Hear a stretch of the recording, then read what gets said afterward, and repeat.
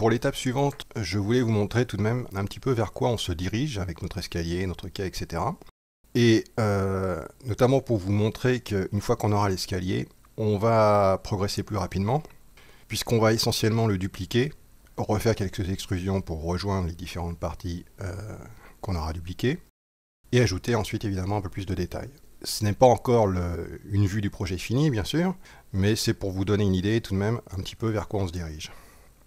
Donc, ceci étant dit, revenons à nos moutons. Voilà. Et reprenons. Alors, reprenons avec nos marches. Je peux déjà focaliser la vue sur celle-ci. Je mets l'objet en surbrillance, touche A pour centrer les marches au centre de ma caméra, ou même Shift A pour faire la même chose et recadrer à la fois automatiquement. Okay. Je vais cacher la grille, qui ne me sert plus à grand chose vu la taille de mes objets. Je vais cacher la croix des axes en me basant uniquement sur le widget. J'ai l'habitude de toujours savoir à peu près dans quelle direction je vais. Bon, préférence personnelle, hein, vous n'êtes pas obligé. Par contre, pour y voir plus clair, ce qui peut être pas mal, c'est de cacher les autres objets, sauf, enfin surtout ceux sur lesquels on ne va pas travailler avant un certain temps, pour l'instant. Et on peut cacher un objet par le graphe de géométrie dans Wings en cliquant sur son icône d'affichage, l'œil ici, clic gauche. Mais on peut aussi, en cliquant du milieu, c'est une commande à bascule, inverser l'affichage de tous les autres objets, sauf celui sur lequel on clique du milieu, je le rappelle. Et puisque j'ai caché ma grille, je vais simplement réafficher la terrasse, changer son affichage avec cette icône en filaire et la verrouiller. Ce qui permet, une fois verrouillée, de ne plus risquer de la sélectionner ou de sélectionner ces éléments de géométrie. Okay. Bon, simple question de confort visuel.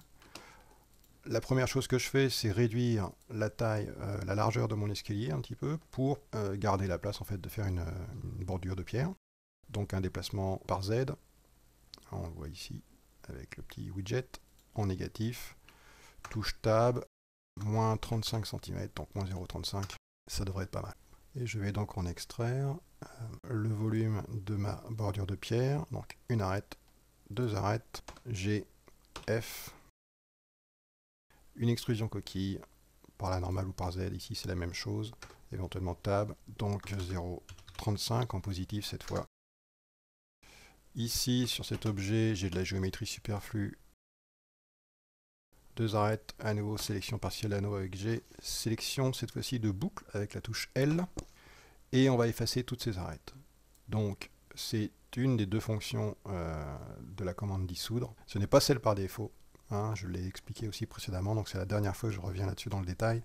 Ça va être la fonction équivalente du clic droit, puisqu'on veut effacer également les points en même temps que les arêtes. Alors que si je fais la fonction clic gauche, je vais le faire exprès de faire l'erreur. D'ailleurs l'affichage est un petit peu étrange, et on voit dès que je passe en mode point, mes points sont toujours là. Donc j'annule.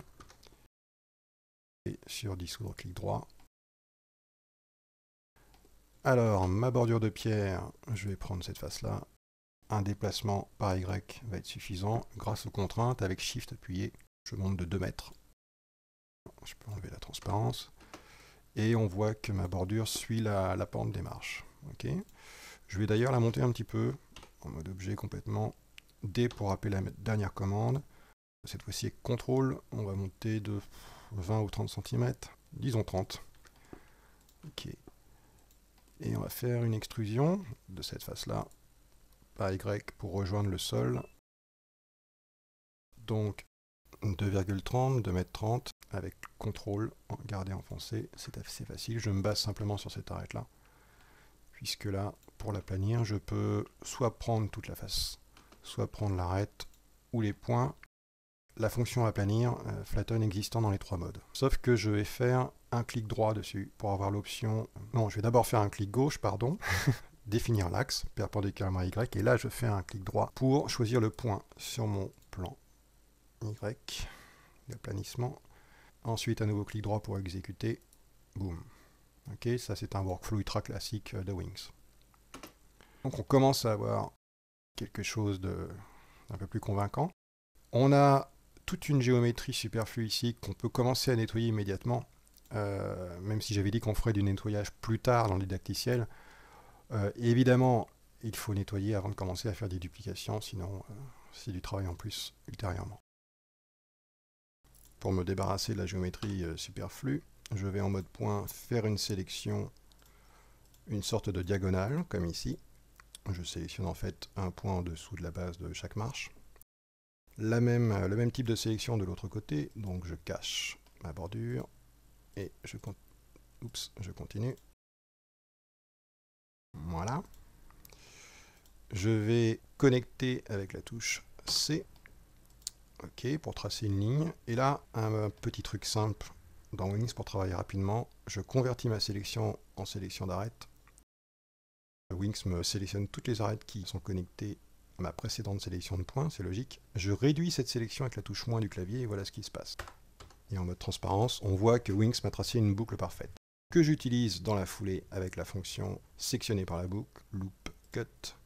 Et Wings me passe en mode objet, me crée deux objets à partir du précédent, je garde celui-ci et j'efface l'autre. Ok ? Donc, pourquoi n'ai-je pas d'ailleurs supprimé davantage de géométrie ? C'est intéressant tout de même de parler un peu du pourquoi. Deux raisons simples. Ce type d'objet est tout de même très standard, c'est un début d'escalier et ça peut justement me servir dans d'autres scènes. Donc, il mériterait d'être par exemple sélectionné et grâce à la fonction sauvegarder la sélection, d'être sauvegardé dans son propre fichier Wings, à part, où il n'y aura donc que l'objet en cours de sélection. Ça me permet de commencer à créer une bibliothèque d'objets. Ce que je vous encourage à faire lorsque vous modélisez, que vous constatez que vous avez quelque chose d'intéressant, un accessoire, que ce soit architectural comme ici, ou des objets simples, ou des éléments de moteur par exemple, ou de végétation, peu importe. Et par la suite, dans une scène, vous pouvez évidemment, avec la fonction merge, fusionner, réimporter ces éléments dans la scène, les redimensionner et les retravailler. Et donc justement, au cas où j'aurais par la suite une scène dans laquelle je voudrais peut-être avoir un escalier qui serait plus probablement le focus d'intérêt qu'ils ne vont l'être ici. Ils ne vont pas être inintéressants, mais on va avoir une scène tout de même assez vaste, on montrera beaucoup de choses. Même si je fais une animation par la suite qui se balade, qui se rapproche de l'escalier, ce ne sont pas les escaliers que je vais détailler le plus. Alors que peut-être dans une autre scène d'intérieur, par exemple, je pourrais faire ce genre de choses. Sélectionner une face, I, le raccourci par défaut pour sélectionner similaire, une des richesses de Wings. Et par exemple, je pourrais faire ceci. Donc, bon, vous n'êtes pas obligé de le faire, hein, c'est juste pour expliquer tac, ce genre de choses. Ok ? Donc évidemment, il est intéressant de ne pas avoir supprimé cette géométrie. Deuxième raison, même si je vais nettoyer plus tard ma scène, et même si, ne les supprimant pas immédiatement, on pourrait se dire par la suite il faudra tout sélectionner à la mano sur éventuellement les escaliers dupliqués, etc. On aura un moyen rapide de resélectionner les parties qui devront être supprimées.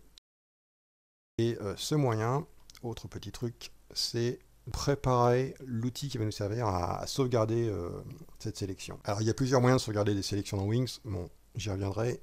On va passer par les matériaux, donc j'ouvre fenêtre Outliner, ou profil de scène en français il me semble, et je vais créer un nouveau matériau. Je vais l'appeler matériau Hall. En fait, pratiquement les anciens utilisateurs de Wings se souviennent que jadis il y avait un matériau Hall. Je vais lui donner une couleur que je ne vais très probablement pas utiliser dans ma scène, un beau rose, juste pour repérer visuellement. Donc je vais par exemple sélectionner ces deux facettes, I pour similaire, hein, donc on gagne du temps. Et toutes les parties qui vont être très certainement cachées, puisque soit par une bordure, soit par l'autre escalier, des murs, etc., ou par le sol, je vais, en les ayant sélectionnés, donc sélectionner mon matériau dans l'Outliner, clic droit, assigner le matériau à la sélection. Ok. Et quand on dupliquera cet objet, on va également dupliquer les matériaux qui lui ont été attribués. Donc par la suite, j'aurai simplement à revenir dans mon Outliner, mon profil de scène, clic droit, sélectionner. Et donc ça ne me compliquera pas la vie de garder pour l'instant cette géométrie qui peut me servir aussi pour éventuellement aligner les objets les uns par rapport aux autres, etc. Voilà pourquoi.